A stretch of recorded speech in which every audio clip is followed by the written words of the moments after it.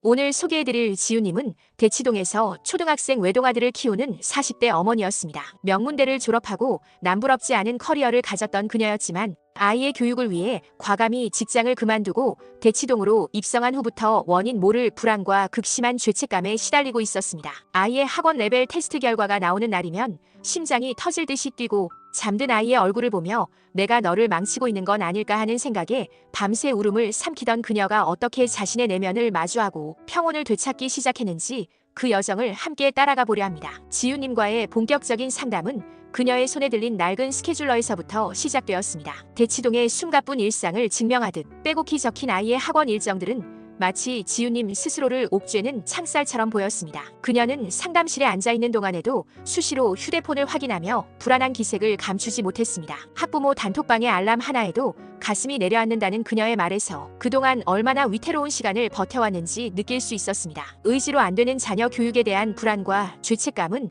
단순히 성격의 문제가 아니라 무의식 깊은 곳에 자리 잡은 감정의 뿌리를 이해할 때 비로소 평온을 찾을 수 있습니다. 저는 지우님이 겪고 있는 이 압도적인 불안감이 사실은 그녀를 지키려 했던 무의식의 눈물겨운 노력일 수 있음을 설명하며 천천히 그녀의 마음문을 두드렸습니다. 첫 회기에서 우리는 가장 먼저 그녀의 가슴을 짓누르는 물리적인 압박감에 집중했습니다. 지우님은 아이의 수학 레벨 테스트 결과가 나오는 날이면 명치가 꽉 막혀 숨을 쉬기 어렵다고 고백했습니다. 저는 그녀에게 어떤 정답을 찾으려 하기보다 지금 느껴지는 그 답답한 신체 감각을 있는 그대로 허용해보자고 제안했습니다. 그녀의 떨리는 손끝을 따라 가만히 미간과 쇄골 부근을 두드리며 감정을 이완시키자 굳게 닫혀있던 그녀의 호흡이 조금씩 깊어지기 시작했습니다. 이것은 단순한 이완이 아니라 무의식이 보내는 신호를 읽어내기 위한 첫 번째 탐색이었습니다. 감정이 조금씩 고조되자 저는 그 답답함을 다리 삼아 과거의 기억으로 거슬러 올라갔습니다. 지우님은 가장 먼저 고등학생 시절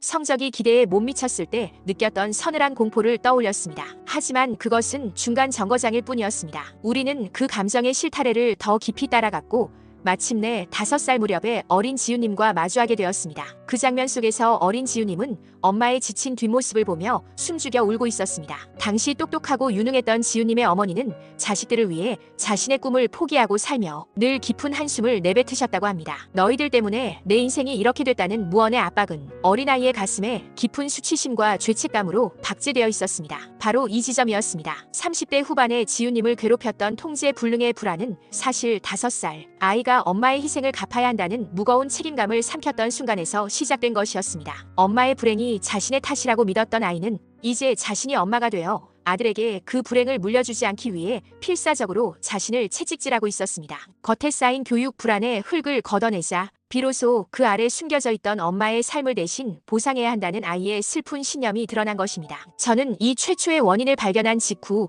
지우님에게 이것은 당신의 잘못이 아니며 당신의 무의식이 그동안 너무나 애써왔음을 따뜻하게 전했습니다. 두 번째 상담에서 지우님은 이전보다 조금은 편안해진 표정으로 찾아왔습니다. 그녀는 알려드린 대로 일상에서 불안이 올라올 때마다 가만히 가슴을 두드리며 감정 노트를 적어보았다고 했습니다. 이전에는 불안이 오면 아이를 다그쳤지만 이제는 내 안에 5살 아이가 또 엄마 눈치를 보고 있구나라고 알아차리는 힘이 생기기 시작한 것입니다. 하지만 여전히 마음 한구석에는 아이를 향한 원망이 올라올 때 느끼는 강렬한 자기 혐오가 남아 있었습니다. 우리는 이 모순적인 감정을 다루기 위해 내면의 목소리들과 대화를 시도했습니다. 아이를 완벽하게 키워야 한다고 소리치는 완벽주의자 파트와 다 그만두고 도망치고 싶어하는 지친 파트의 존재를 인정해 주었습니다. 각 파트가 가진 긍정적인 의도를 확인하는 과정을 거치자 그녀의 내면에서는 서로를 헐뜯던 갈등 대신 미안함과 안쓰러움의 감정이 차올랐습니다. 상담이 거듭될수록 9점에 달했던 그녀의 불안 수치는 7점, 그리고 4점으로 눈에 띄게 낮아졌습니다.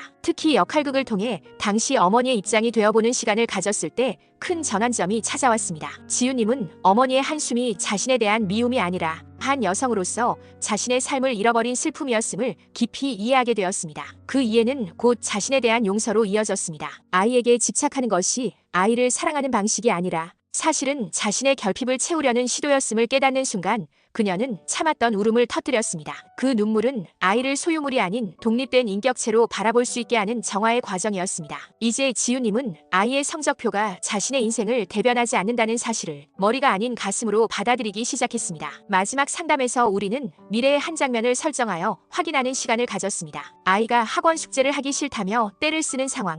예전 같으면 심장이 뛰고 다 너 잘 되라고 하는 건데 왜 몰라주니라며 폭발했을 장면이었습니다. 하지만 지우님은 그 상상 속에서도 놀랍도록 평온했습니다. 대치동의 치열함 속에서도 흔들리지 않는 뿌리를 내리는 방법은 결국 자신의 내면 아이를 보듬는 것에서 시작됩니다. 무의식 속 엄마의 양가 감정과 죄책감의 뿌리를 발견하고 완화함으로써 지우님은 완벽주의 강박에서 벗어나 일상에서의 자기 수용과 안정적인 양육 태도를 가질 수 있게 되었습니다.